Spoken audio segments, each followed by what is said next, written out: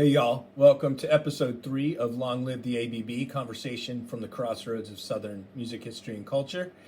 Episode 3 features David Goldflies. This is just a great conversation.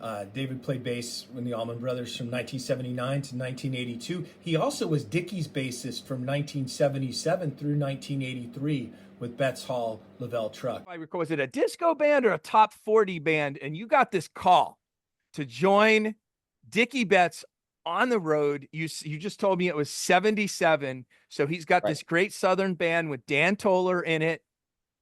All right. You're a musician and you're a musician's musician. I see, like you've studied, you're doing your thing, but this is not on your radar. Not at all. No, not at all. Well, I mean, you said a disco or a top 40 band. Back then it was the same thing.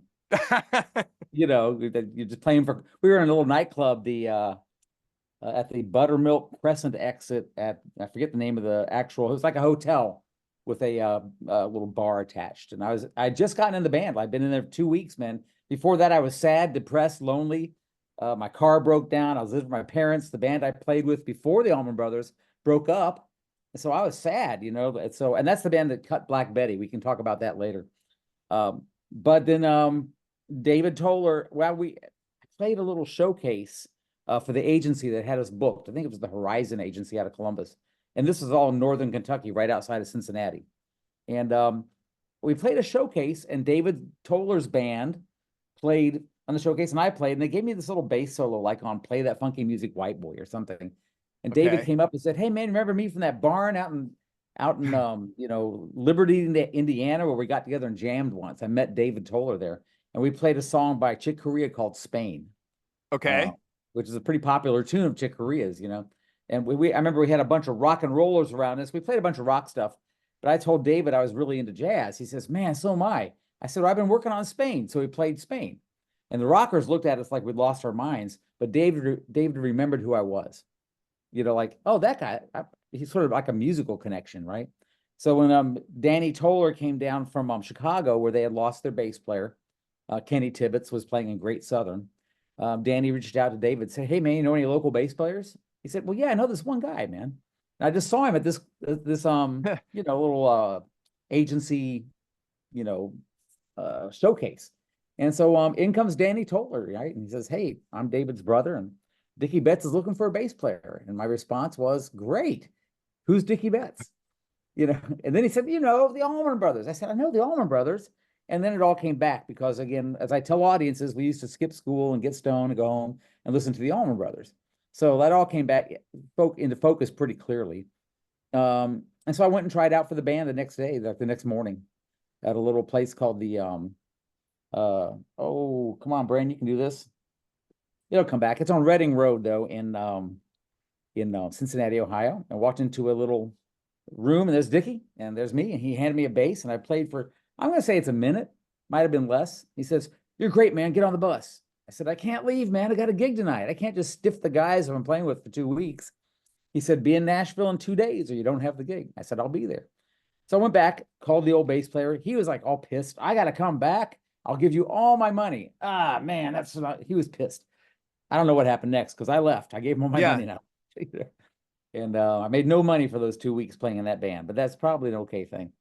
And as I walked out to the bus, as I walked out of Dickey's room, this is all true. Dickey had a black eye. And I said, "Dickey, what happened to your eye?" He just growled at me, man. And he walked out. Wow. What am I supposed to think? I just met this guy, right?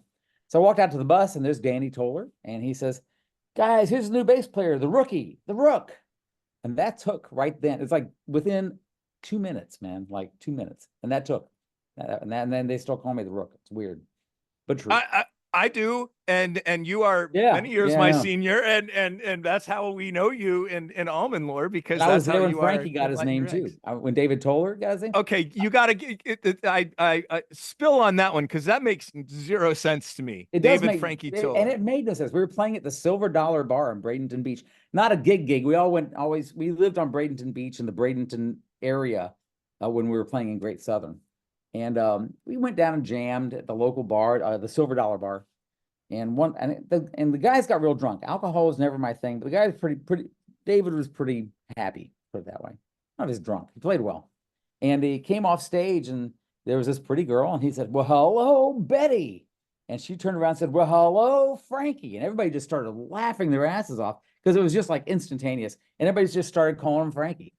Which is weird, man. But it's true. I mean, that's awesome. You were there at the creation. Not true. Someone with a better memory can show up and say, that's a better memory. I don't care, but that's what I recall. That's the first time I heard that. So you got on the road on that Great Southern, you went and toured with them. Right. I mean, they were road dog. Y'all were road dogs. You went over to Europe and recorded a couple things. So what is that ride like from this top 40s type band situation to, I mean, you're not, you got the 5-star stuff is kind of waiting on you when the Allman Brothers reunite, but it's still a whole different ballgame than playing. Yeah, well, compared to what I was doing, it was 5 stars, but I didn't know what 5 stars was because I hadn't played the Allman Brothers yet, but it was nice. We went out to Los Angeles. First gig was at the Roxy, I think, or something on Sunset Avenue. And all the movie stars came out to see Dickey. It's like, wow, this is a trip. And that was a weird gig, man, because I found out later what happened. Scalise, the guy from Molly Hatchet, is that right? Am I thinking of the right bands there? 38 Special, Scalise, the guitar player. I'll look it up. In fact, I'll look it up while you're telling the story. Yes. Yeah, be accurate. We played the show, and three times during the night, Dickey would be tuning his guitar, and it wouldn't tune. It's like, and so he had to go off stage with his guitar tech and get his guitar worked on. I said, hey, Rook, take a bass solo. So like, this is my first gig, man. Literally walked on stage. Didn't even know if I knew the tunes. I didn't know if I didn't know the tunes. Take a solo. Okay. And it happened over and over and over. And like, it was just the weirdest night. Had a great time. It was a fun gig. Years later, I had a friend here in Destin, Florida that put me together with, is it Mark Scalise? Scalise? I hope I get I'm not right. finding it quickly, but I could be misspelling it too. Yeah. Anyway, I think 38 Special. I should know this. But anyway, he said, yeah, that night you opened for us, man. And I lent Dickey a guitar. And it turned out that one of my strings was wound backwards on the post. So when he tuned it the way he wanted to, it went the opposite direction. I finally found out why that happened like 40 years later. Wow. And why you got like literally Dickey looks over at you and says, take over. Take a bass solo. And he walks you're off like, stage. I mean, listen, David, I play, I'm not a stage guy. I'm not a road dog. I mean, I have a lot of respect for the craft and what you do. That's a moment when you've been thrown in the deep end, when you earn your stripes on a gig for sure. And I had with no idea what was going on, man. It was like, this is a trippy gig. The second gig was fun. The second gig was fun because we played at the in Las Vegas. Real big hotel. Again, names are escaping me, getting old. Yeah. But I loved it because all the girls who worked there were in these like skin tight gold jumpsuits. I said, this is pretty cool. And so Dickey comes up to me and goes, hey man, can I borrow $25? Okay. I said, well, what for? He said, I got to get a marriage license. I said, really? He said, yeah. So I gave him that and he married Paulette. Duane Betts' mom. Wow. Oh, yeah. Yeah. Okay. These are and that was gig 2. That's so thus far you have 2 gigs. Bass solo called in the middle of nowhere, and second is you're giving money to Dickey for a marriage license to marry Paulette Betts. And somewhere, I know I kept this little thing you wrote on there, $25, but I can't find it. It says who knows. But that's all true. Again, if someone has a better story, I'm open to it. But this is what I recall, And I wasn't really, really high right then. I was kind of like, what's going on, So what is I want to talk about bass playing in just a little bit, but Dickey was the musical director of Great Southern. He was clearly the musical director of the Allman Brothers when you were there, and he was all the way through until 2000. What is that like to work with him in that era? Because he really was at the peak of his powers and game. Y'all weren't selling a lot of records or concert tickets, but that stuff holds up, that Great Southern.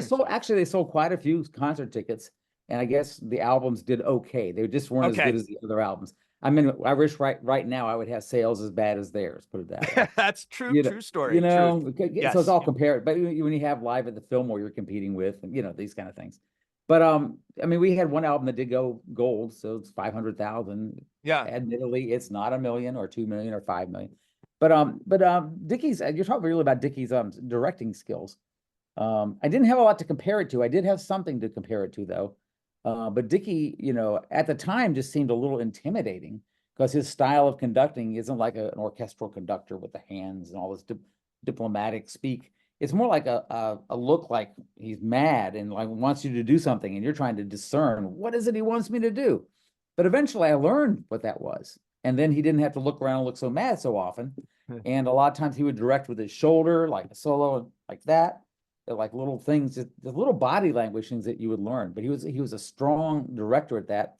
He was also, as you know, a student of the songwriter. You know, he had buddies like was that guy's Paycheck was this country singer, Johnny Paycheck. Johnny Paycheck. And Billy Joe Shaver would come out, and a bunch of these guys would be hanging out with him.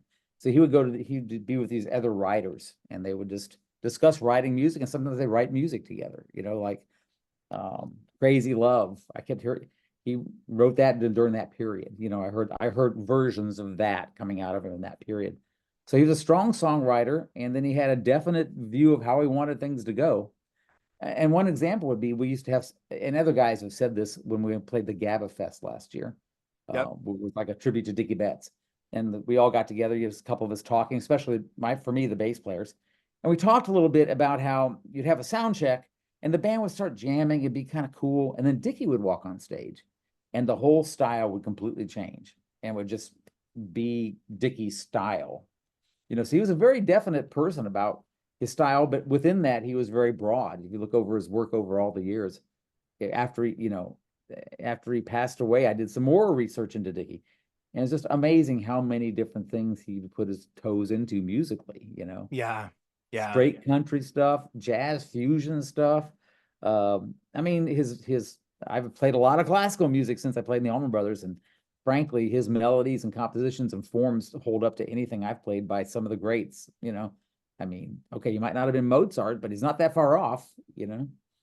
It's interesting you say that too, David, because, you know, it's always been, you may not know, but it's always been Butch who gets the credit. Butch is the one most vocal about having a classical influence. And I've always heard classical influence in the Allman Brothers, you know, multiple movements, dynamics in the music, you know, these sorts of things. Right. And I found, you know, doing the research that I did for my book and just in general, you know, really got a chance to dive deep into Dickey's motivations, like as a songwriter and as an artist. Cause you know, there's the caricature, there's the guy with the black eye who got in a fight with his bass player, which is why you got in the band in the first place. Right. Exactly. And then there's this super sensitive, deep, introspective artist.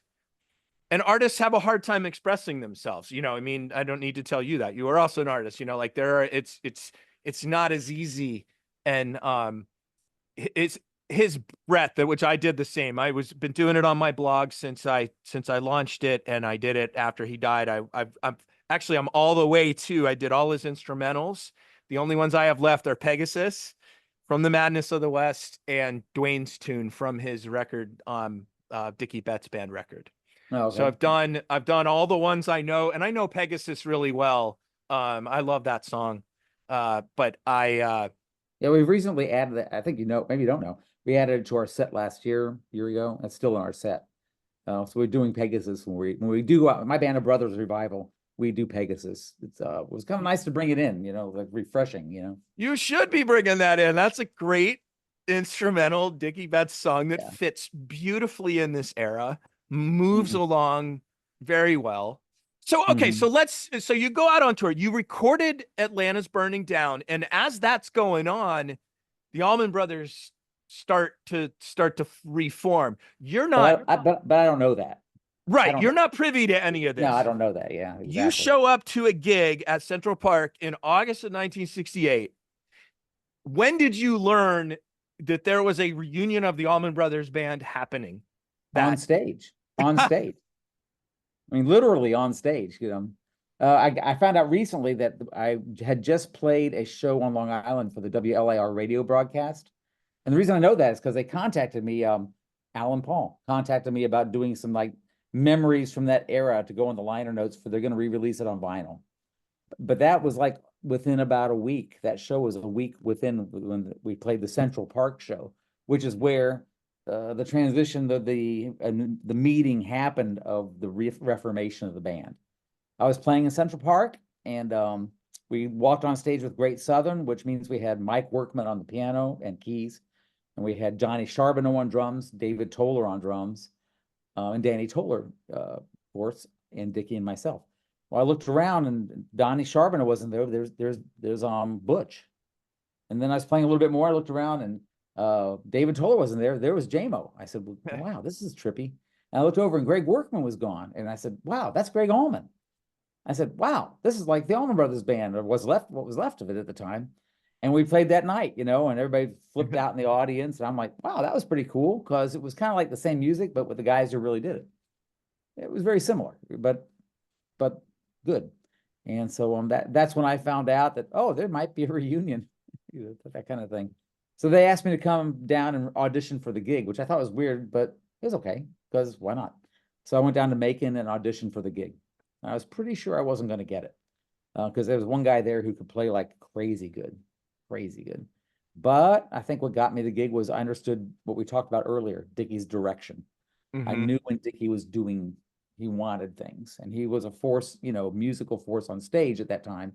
He had the band, he brought Danny in, and he knew Butch's playing so well. And so when he wanted a cue, I was with him, and that just made the music flow. When I saw them in '96, they had Alan Woody playing. I found out recently that was a rough time in the band's history. I think it was Alan might have told me this. I don't know. I don't know the history as well. But I saw him in Pensacola, and I watched Alan play that show, and he was missing cues from Dickey, because I was watching Dickey, and I knew Dickey's cues. And I said, why isn't he getting Dickey's cues? Dude, he's giving you like, now. It's like, what's up?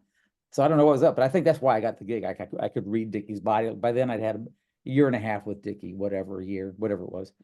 And it worked out. I think that's what got me the gig. And I know at this time, I do know the history. Within a week, you played the Capricorn Picnic, kind of it's announced. But Lamar and Williams is still there, and Chuck. Did you ever play with them or cross? Because they chose not to join the band, which is why you and Danny. I don't know if it was going to be Danny too. I don't know, but had Lamar and Chuck come back, you would not have played bass then. So I guess by default, yeah, that's what happened. But that was never in my mind or in my world, so to speak. Never thought about it. Yeah, you're just there. I wasn't like the personnel manager. I wasn't the personnel manager. I was the bass player, right? Yeah.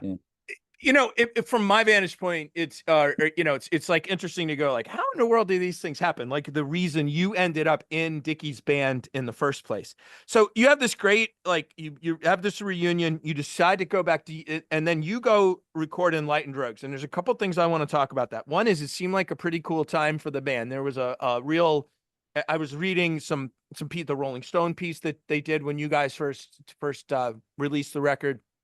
A couple other things. Seemed to be a very harmonious time. The other thing I want to talk to you about is songwriting. You got a songwriting credit. A hopeful time. I believe that's a hopeful time. That's a good way to put it. Talk a little bit about that, because you don't know what's coming. I mean, nobody knows what's coming when they're sitting there. And remind me again, how old are you in 78, 79? Well, I was born in 56. So if I got in 77 with Dickey, I was just 19, and then I immediately turned 20.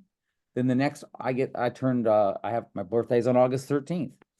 And so a year later, then the band reformed. So I turned 20 years old, 19, 20, turned 21. I was 21 when that happened. Man. So you're there with you're there with these killers, records you listen to and things like that. You get a chance to write with Dickey a pretty good little boogie blues song. I'll try it one more time. Try it one more time. It's more of a funk than a boogie. Okay, I'll go with that. It was the first time like a popping and slapping bass sound had been in Allman Brothers songs, to my knowledge. But that they've got recorded and released, whatever. But that actually came from Dickey heard what I was playing and he liked it, and then it came from there. But how did I get what I played? It goes back to what I mentioned earlier. I worked with a guy named Bill Bartlett who had a band called Starstruck. And Starstruck, this is when I was 18. And Bill found me playing in Oxford, Ohio, playing in a little drug-induced college band. I think I was still in high school, because there's a really guy with a big personality played basketball on campus. Oxford is a university town. Ron Tuffle played basketball, and he's a big man on campus, and he would sing and play harmonica, but the band would sell pot to like get the PA and stuff. But they kept me out of it because at the time when I first started, I was in high school, Underage. which was cool. So I ended up playing 2 gigs with him, and Bill Bartlett saw me at one. He said, "You're a good bass player, man. Come play in my band." He had lost his bass player. They had a fight. Sensing a theme here.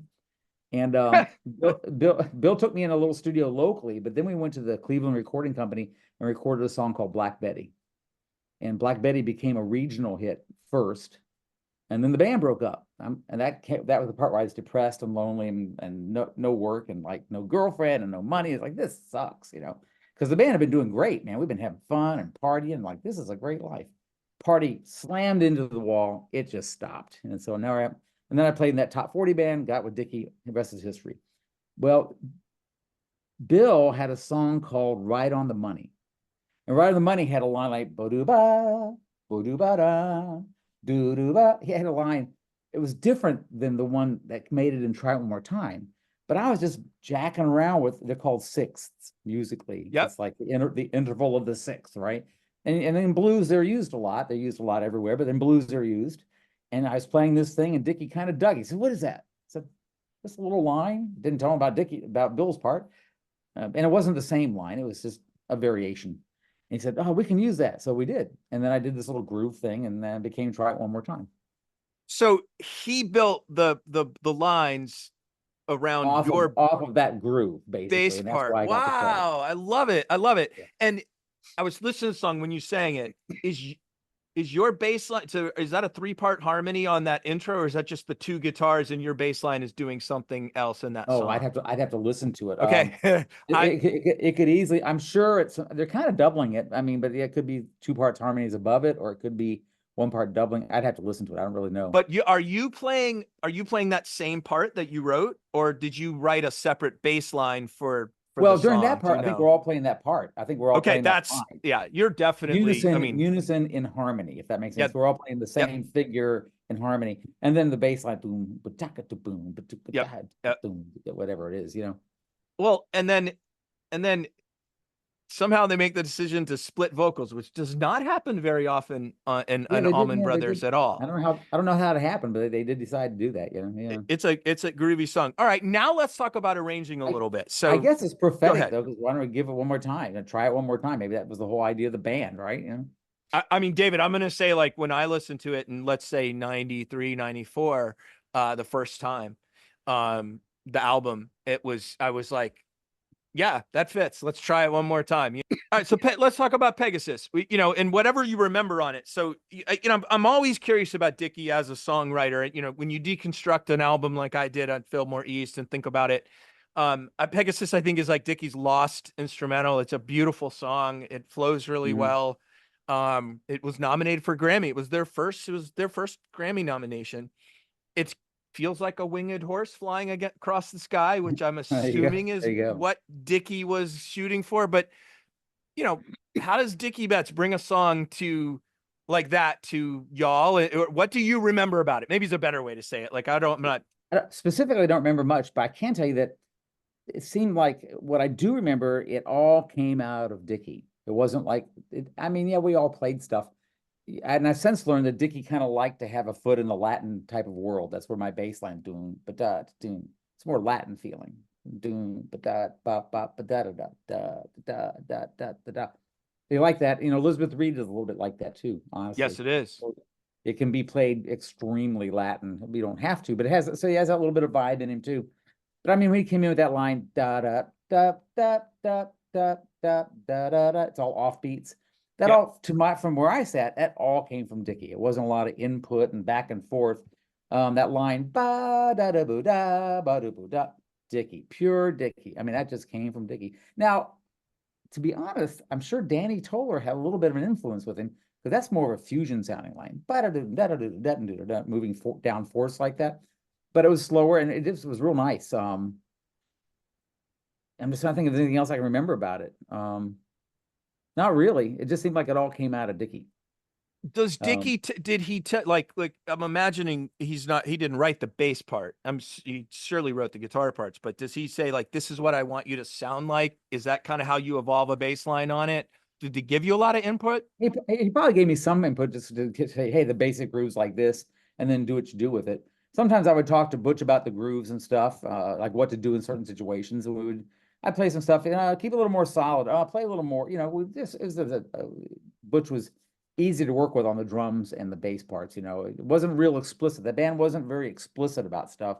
A lot of it was just, does it feel good, but, That that's why, when we spoke at the H&H at GABA last year for a little bit, and I had a I comment to recall. you very quickly to say like, I was thinking about you after seeing you play and meeting you. And I mean, I'm a fan, I going to admit, but I was like, man, that guy had nothing to do with the bad decisions the band made in 1980, 81, and 82. Like you did your role. Or And the good decisions. good point. Good point. Good I point. wasn't in the decision-making seat. I mean, Well, I I'll just say wasn't. this though. I'll say this though. I could Not say trying to duck responsibility. I just wasn't yeah. in that seat, man. Well, one of their good decisions that has always been, for the most part, except for the tail end of the time you were in the band, was hiring the right players and letting them do their thing. And what I'm hearing you say is that's pretty much what happened from the minute Dickey found you. Well, yeah, and also, if you had any questions, if I had questions, I would ask. I mean, that's why it felt disingenuous when Greg's like, Rook plays too much. All he had, man, let's face it, it's Greg Allman versus David Goldflies. Who's going to win that? I think Greg Allman. That would Yeah, be my thought. I mean, all I'd have to say is, hey, man, tone it back a little bit. Yes, Greg. Never got that, man. I mean, just never got it. So I would have been more than glad to be whatever they needed. It's their band. I mean, it was their yeah, band. I was in the band, but it was, they had the artistic musical vision and the control. right. Now, conversely, from that one comment, Dickey was always on me to like you said, rattle the strings, play more. Barry was active. He was melodic. He was contrapuntal, and he played hard with a pick. And that's what I had to do. That's what Dickey wanted. And so if you Right. got one guy wanting you to lay back and one guy wanting you to play more, but I never got the lay back message. Right. One guy It was on wants the you to other lay side of the back, but he stage. never told you shit. So you're stuck doing that. Maybe in the studio once, hey man, lay back a little bit, which I'm sure I did. I mean, like on the Enlightened Rogues album, one of the best things in my life and one of the best things about that album was working with Tom Dowd. I didn't realize at the time that I was working with Tom Dowd. He's just Tom Dowd. Right. Which history, I mean, I should have known because he was Tom Dowd then, right? But I'm just a kid. What do I know? And Tom told me, hey man, clean it up in the studio a little bit. A lot of those things you're doing live don't matter, but here they matter. And it is almost not a night when I'm playing with my band of Brothers Revival. Well, I don't think about how I'm playing and Tom's advice. And am I just making a bunch of rattling ass noise here? Am I playing like really good shit, And I That's mean, Tom's awesome. advice, it was a small comment, but it's a huge comment by a guy who was one of the quintessential producers of the 20th century, for sure. It's a nice And a comment that could have destroyed your confidence if delivered wrong. It could have had the exact opposite effect on you or any musician, right? Like saying, hey, play different among these killers. And you could be like, oh, okay. But instead it was and I've heard this about him. He was a genius at that. Yeah. Well, it worked or didn't work with me, but cleaned me up a little bit, which probably needed to happen. But as I practice violin now and I practice upright bass and I play in orchestras, it's all about, you only want the sounds that you want to be, that were written for the piece. You don't want any other sounds. You don't want, you're not looking for your interpretation of Beethoven. Just play the sound and play it with the group around you musically. I have a lot of friends, we discuss this a lot now, but at the time on electric bass, needed to hear it. And I hope I cleaned it up enough. Yeah, I mean, proof's in the pudding. It's a gold album. It's a fantastic album that has, I think stands the test of time. It sounds like Good. 1979. All right, let's talk. Can we move over? I want to talk about being a bass player in the Allman Brothers Band. I want to talk about two drummers that play completely differently, as I understand, and as I have heard, both Woody and O'Teal at first struggled to find their footing. Between live, on stage, everything else, to be the bass players they were. Did you have the same? Did you have a struggle finding a mix with those guys? I don't recall that at all. I still recall I was struggling between JMO and Butch. For me, the reason was when I would stand on stage and there'd be Dickey and there'd be Butch and there'd be me. And I'd look over there and there'd be Danny and there'd be JMO and there'd be Greg. And sometimes I'd get a chance to walk over there while we're playing, and it was like a completely different band. It's like, wow, this is kind of cool. I didn't know this was even going on. And then I walked back over the side with Butch, and oh, this is a different band. It was a much more of a rock band on my side of the stage. On the other side, Danny had a lot more like jazz and jazz fusion, so his lines would be a little more syncopated, I guess. Dickey did syncopation too. He did it in a different way. JMO, couldn't tell you what he's going to do, man. Totally unpredictable. I mean, I'm sure some nights he was brilliant. Some nights he might have been asleep. I could not tell you what he was going to do next. And that's the beauty of JMO in some ways, you know, in many ways. And I've seen old video of him, great player, and he did wild things over there with wild instruments I've never even seen. But as far as influence my bass line was to play with Dickey, how I got the gig. We went back to the beginning. Yeah. And Butch was just a solid rock, just right on just beating it, man. So just play with that guy. And that's how I solved it, you know, and it seemed to work good enough for a while. And you didn't do any, like, you didn't go back and like listen to Barry or Lamar, no study or anything like that. You just dove in. If I couldn't figure out what really they needed, I'm sure I listened some, but I think my ears have gotten better. My analytical skills have gotten better over the years. As I wrote music for my band called the Allman Brothers Band with a fellow who just passed away, Gary Allman. And I had to do all the arranging. And so we did do some Allman Brothers stuff. I went back and listened, like, oh, that's a little better. So and then I arranged for my own band and wrote stuff down. So my analytical skills improved over time. I didn't have those skills back then. I had a good ear, but and I read music, but it really wasn't. I didn't start reading bass clef till I was about 49 or 50 years old. I wasn't good at bass clef. For playing bass, you think that'd be a necessary item. Well, especially when it's done as much as you have with it. So I you're read it saying okay. I read it okay, man, but it wasn't like, you know how you read a book, you know, like just a book, this is words, right? Bass clef to me is not like reading words. Back then it was struggle. Oh, that note. Oh, that note. Yeah. I struggle reading music, period, for that reason. It's just like I just cannot translate the dots and the lines. Oh no, man, it's like reading words, man. It's the simplest thing in the world. I knew how to read treble clef because I played violin before I played bass. So treble clef even now is fairly simplistic depending on what they write.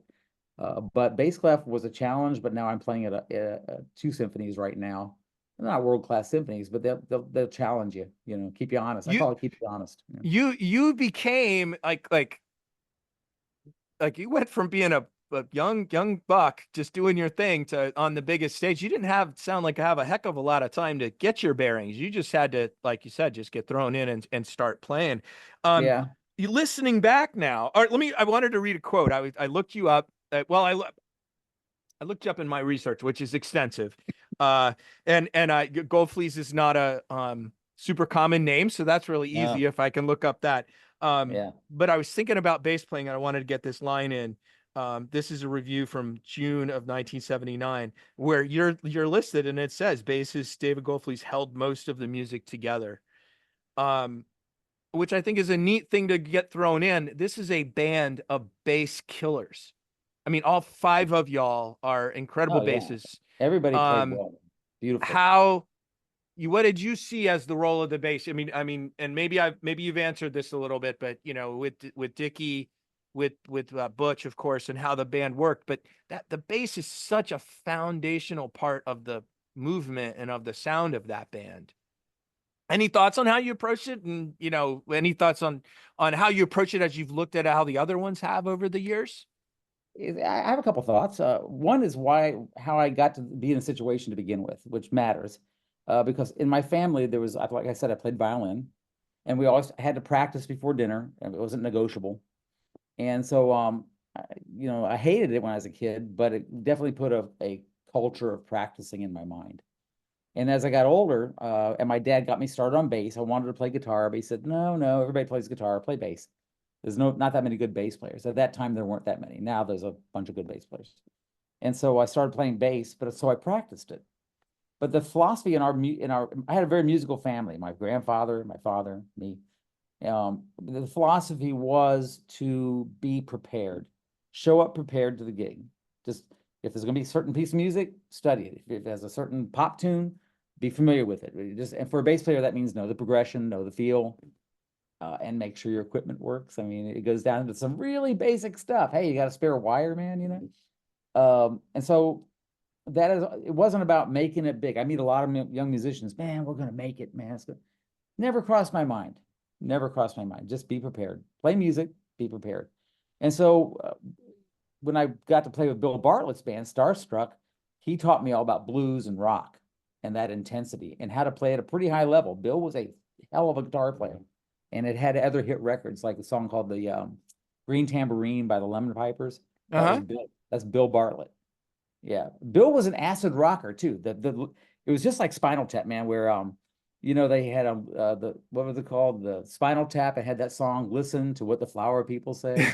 Their first hit, right? Remember that? Yeah, they went their That's how the psychedelic Lemon era. Pipers is to Bill Bartlett. You know, that's what Green Tambourine is to Lemon. They were an acid rock band. If you go back and listen to like old Lemon Pipers albums, it's like an Echoplex gone berserk, man. It was like acid Okay. rock to the bone.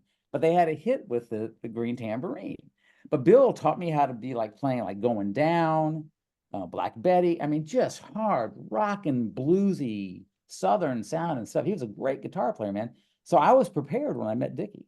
You know, if I hadn't played Bill, I would not have been prepared. But I had rocked, man, with a consummate rocker, and so I was prepared, and that made all the difference. It always makes all the difference, man. You know, you just gotta really be prepared, and that's how I approached it. Was just know my instrument, you know, learn enough about the music. I got thrown in pretty quick. I had 3 days to spin up on a bus ride out to Los Angeles. Danny would talk to me more about sound than parts, and I figured out how to play the songs, and we went for it, you know. And you know, since then I've learned a lot about the style. You're right about the bass players all being real fantastic, though. They were all really good in their own way. You know, I've had to like transcribe Alan Woody's parts for some of the stuff in my band. Haven't really looked that much at O'Teal, but every time I hear him, it's just like, oh, just totally competent, just totally great, always right, you know, always right. Yeah, I And saw Lamar him. did some of the quintessential stuff. Lamar's stuff was just quintessential and beautiful. The albums he played on, and Barry originated. I mean, everybody had their thing, you know. But to be listed in the same list is a pretty cool thing. You know, there's something to give you a little props to, and I'm not blowing smoke when I say this. You have such a good attitude about your, you know, your role here. I know you're still playing and doing stuff there, and you earned your spot. You know, you know, at an era that I think gets a little too little attention because of how it petered out. I still use what I learned, man. I've been playing a jazz gig lately with some guys, and we get a different lineup, different guys show up. And I've been playing, I'm the occasional bass player. I'm playing tomorrow night. And that intensity of like when you're doing like Cherokee or something, a Charlie Parker song, it's just like that intensity, man.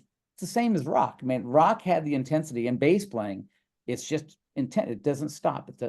It's a certain intensity, and I have the ability in my brain to be intense for that length of time and play bass. Like I can lock the world out and just do that. And sometimes you get distracted, like, man, it'd be great to have a pizza. Oh, wrong. You know, you screw up. But mostly you don't, because I take that real seriously and got relatively good at it and got better at it playing with the guy, the Dickey, you know, with the band, brothers, you know, got much better at it because they were so intense. They shared an outlook. Those four original players shared an outlook. You could see they shared something. And I tried to learn to experience what they shared. I couldn't directly do it, but you could tell there was a shared experience among them. And I somehow tried to feed off that. And I finally realized that what was going on, because I played with them for several years. So I kind of realized what's really going on here. I remember one day I woke up and said, damn, this is a business. These are just all contracts and agreements. I was at the volunteer jam. They're thinking, oh, I figured part of this thing out, you know, because before that, it had just been like this amazing menagerie of crazy stuff happening. And on stage, those four guys had shared something from another time, and I got to experience whatever that was. And it was an intensity and a focus. And I was, to some degree, I've been able to take that and use that with my own bands and in my own playing. That's exactly what happened to me, man.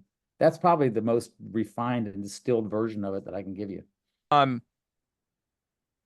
Let's talk about Reach for the Sky.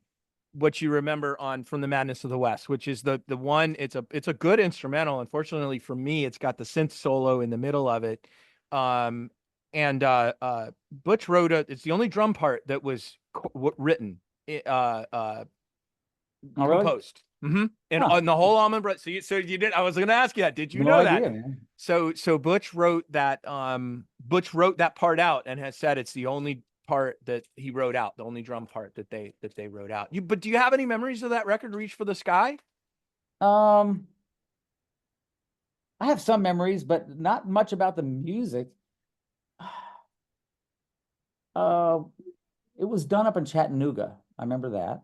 Yep. And it was a lonely time for me. For some reason, I was like a really lonely young guy at that point, and was just not digging where I was. I wasn't digging being isolated on this mountaintop alone. I mean, I was with the guys, with Danny and, of course, all the different guys, but it's just a lonely time. So we would go down there and play and then get off, and I was like, this sucks. There's just nothing going on, you know? I was young, kind of immature at that point, for sure. But we played, and I do remember there seemed to be a lot of inebriation. Let's be diplomatic. To the point, as I recall, the studio had a tank of nitrous oxide, and it had a hose on it that was probably 300 feet long. So you could go almost anywhere in the property and take a hit of nitrous oxide. And people did.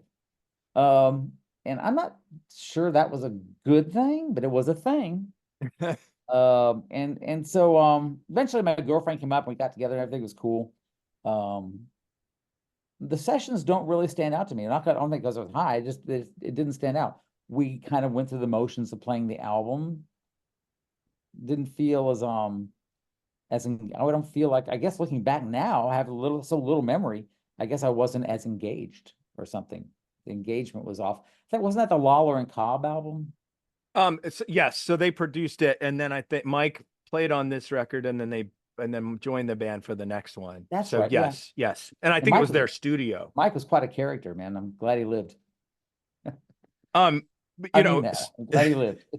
Glad he lived. That's funny. I'm glad he lived. Yes, I mean that, and he would understand totally. But I think the Straight from the Heart, that was on that album, right? Yep.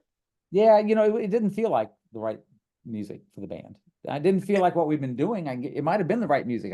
Again, I'm not a decision maker in the band, but it was like dun dun dun. It just like all the feel was gone, and we just did this thing. It felt constructed. I'm still friends with Johnny Cobb. I haven't talked to Mike in a long time. And Johnny's a great guy, man, a great writer. He's a very pop writer, though. It's very pop. Yeah, and that's what they were looking for. It was Yes. Okay. So which was the one you just said? I got Angeline is the one that's on Reach for the Sky. I think that was the hitter. I got a Right to Be Wrong. Those were the two hits. The other one you mentioned is on the following record, Brothers of the Road. Okay. And then so I got that. And so to be honest with you, that's sort of what the review said. It was like, you're running out of a formula here. They were good, actually, good reviews of Reach for the Sky. Not good reviews at all for Brothers of the Road. Out of the chute, it was as if the experiment. Yeah, my mom saved some of them, and they're it's not good, So you guys, do you remember playing that Gainesville gig that's all over the internet? Yeah, I do. That was fun. And do you remember playing Stuart, Florida, my hometown, a week before in a field? It was Is that where we got our bus driver? It was a charity gig for a kid who had gotten paralyzed, and it was in a field in Palm City, Florida. Mm-hmm. And it was I think it was a week before that gig in Gainesville. That's all over the internet. I mean, you're on the internet more than by far than Barry Oakley and Lamar Williams. But probably because recording became easier. Yep. And they recorded that gig. The technology moved forward, Yep. What do you remember about the breakup? Well, when the band broke up, when I was with them, they have several breakups, obviously. But when I was your breakup.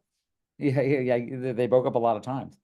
We were down in Sarasota, Danny and David, myself, the band, and paychecks stopped coming in. The band was in debt. Steve Mazarski was the manager. The band's in debt, spent too much money. Income, outcome, the outflow didn't match up, and so retainer checks stopped. To my knowledge, again, this is more or less hearsay. Everybody wanted to play. Greg got a gig down somewhere in Sarasota. It's one of the clubs or something. And said, hey, we can play there, make a little money. Everybody can pay their rent. And we're like, this is awesome. Let's go down and play and make our rent, which is great, And Dickey didn't want to do that. He didn't want to play for money in his hometown. He would have rather not done that. I think we went and played, and that, among other things, I'm sure became a fatal sticking point in the band. For that, I got notified the band had broken up, and then Greg put together a little band, with Danny, David, James Fairs needs to be mentioned. James Fairs played, and I played. Forget who else played. It might have been it. And we went and played a few gigs down in Miami. But when it came back, they went to Chicago to record I'm No Angel album, or whatever that's called, that album.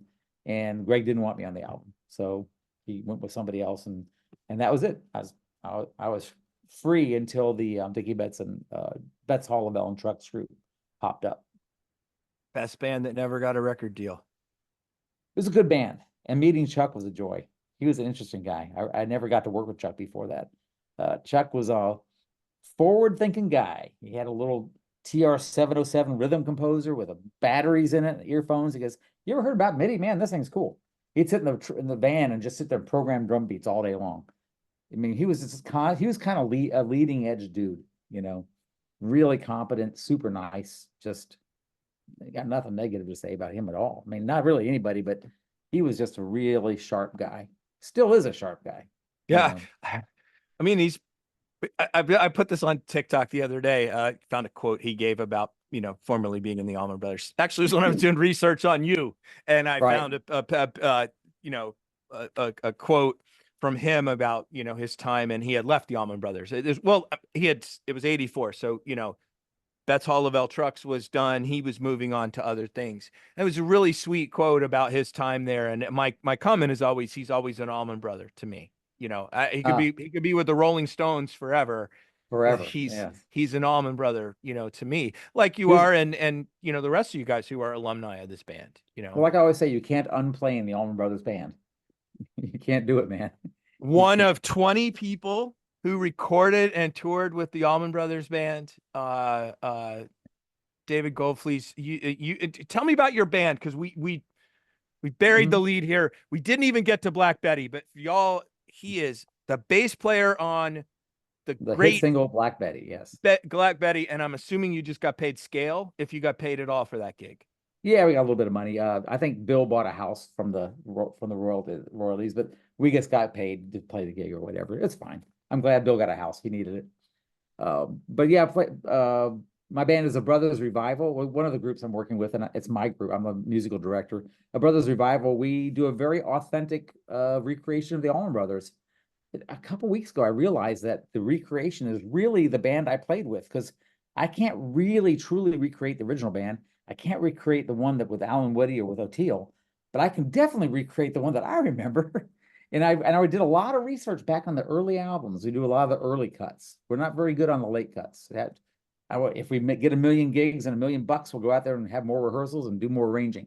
Right now, we're doing a lot of the original music. We just added "Don't Keep Me Wondering." Don't Keep Me Wondering. It's a great song, man. Great song. And so it's great bass line. Oh man, it's badass. We even open the night with it sometime. Just like, because I know the album starts differently, but we start with the lick. And you're instantly transported to that world, right? You're instantly in that world. Like, ladies and gentlemen, Brothers Revival, bam, you're in that world. It's like, I like impact, man. I like the show to have impact, and the guys to play at a real high level. If I feel like Dickey taught me, if anybody's walking through it, they get the stink eye. And if they really walk through it, they get fired. Guys don't walk through it much, man. And when they do, they really aren't there. I can't handle it. I learned that from Dickey, man, about being a tough band leader, but wanting only the best out of your players. People, how do people find you? A Brothers Revival, is it just Google is it A Brothers Revival? Is that how A Brothers Revival? No apostrophe, I don't think. The apostrophe is always a thing. But yeah, a Brothers Revival. Brothersrevival.com, or on Facebook is more active of Brothers Revival.